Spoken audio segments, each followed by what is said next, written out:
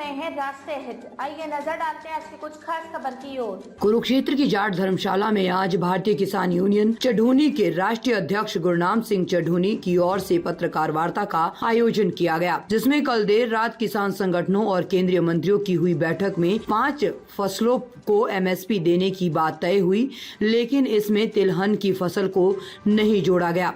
चढ़ोनी ने कहा कि हरियाणा में इन फसलों का महत्व है। जब तक इन फसलों को एमएसपी में शामिल नहीं किया जाता, तब तक हरियाणा के किसानों के लिए सरकार द्वारा लिए गए फैसले का कोई मतलब नहीं है। उन्होंने कहा कि इन फसलों में बाजरे का जिक्र नहीं किया गया और न ही किसी क्षेत्र का जिक्र किया गया। ये भी एक मुद्दा है कि एमएसपी किन किन राज्यों में दी जाएगी। अगर हरियाणा को इसमें शामिल नहीं किया जाता है तो हरियाणा के किसान आंदोलन के लिए तैयार हैं। किसानों द्वारा लड़े जा रहे आंदोलन में हरियाणा के किसान पीछे नहीं है। हरियाणा के किसानों ने भी इस आंदोलन में भूमिका निभाई है, चाहे वो टोल प्लाजा फ्री करने की बात हो, चाहे ट्रैक्टर मार्च निकालने की बात हो। वहीं इंटरनेट सेवा बंद होने के सवाल पर उन्होंने कहा कि आजकल सभी कार्य इंटरनेट के माध्यम से हो रहे हैं। लोगों ने अपनी जेब में पैसा रखना बंद कर दिया है और इंटरनेट के जरिए ही पैसों का लेन देन कर रहे हैं। वही बच्चों की पढ़ाई भी इंटरनेट की वजह से बाधित हो रही है। नेट बंद करने से किसान आंदोलन बंद नहीं होगा। जी प्रधान जी,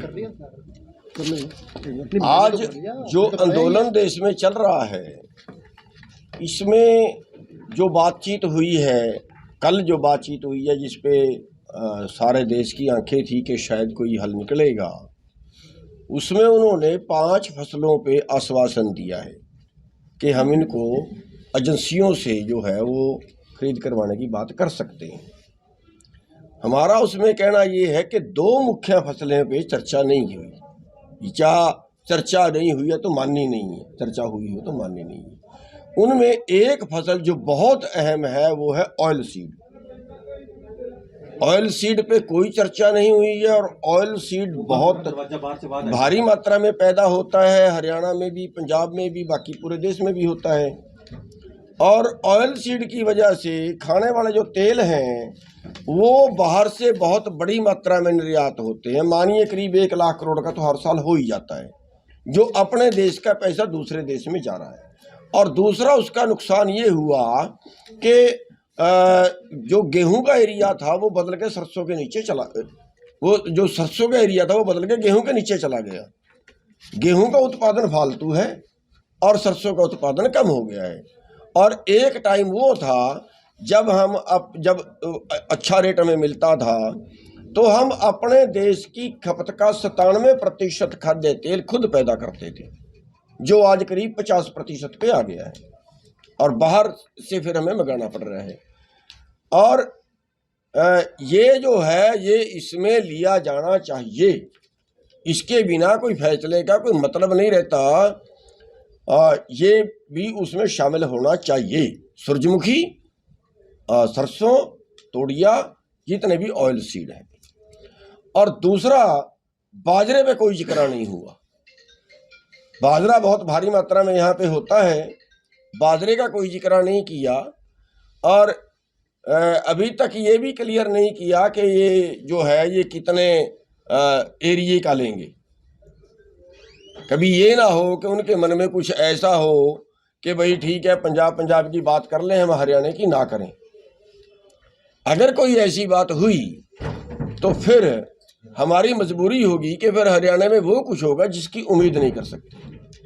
फिर आप ये ना समझें कि बैरिकेड लगा के रोक लेंगे, किसी तरह से रोक लेंगे, फिर तो इनके पास हमें गोलियां मारने का चारा ही बाकी बचेगा।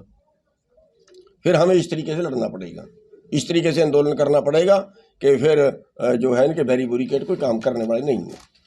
तो ये ज़्यादा मैटर है कि जो भी 21 तारीख तक का टाइम है, जो भी सरकार ने कहना है वो ये सोच लें, ये समझ लें कि ये दोनों चीज़ें भी बहुत अहम हैं।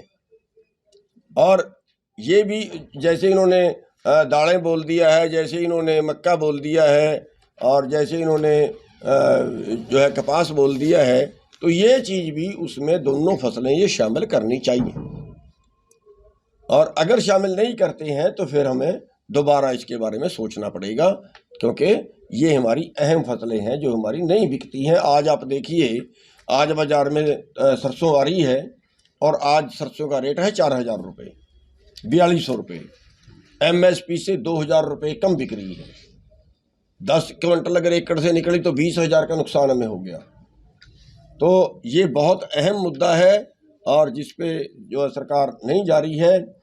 और इसके आगे जो है जो हमने कल फैसला लिया है, अगर सरकार 21 तारीख तक नहीं मानती है तो फिर हरियाणा भी जो है वो इस आंदोलन में पूरी तरह से भाग लेगा, पूरी तरह से इसमें हम शामिल होंगे।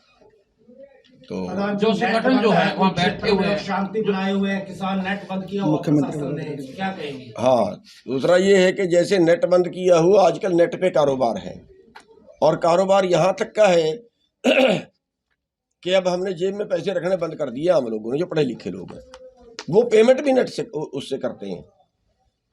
और यहाँ तक हो रहा है कि जो बाहर के ट्रक हैं दूसरे स्टेटों के आए हुए, और बहुत से कई 100 ट्रक एक जगह पे खड़ा है, उन बेचारे में पैसे मुक गए हैं, खत्म हो गया, नेट चल नहीं रहा, वो मंगा भी नहीं सकते, वो पेमेंट भी नहीं किसी तरह से कर सकते।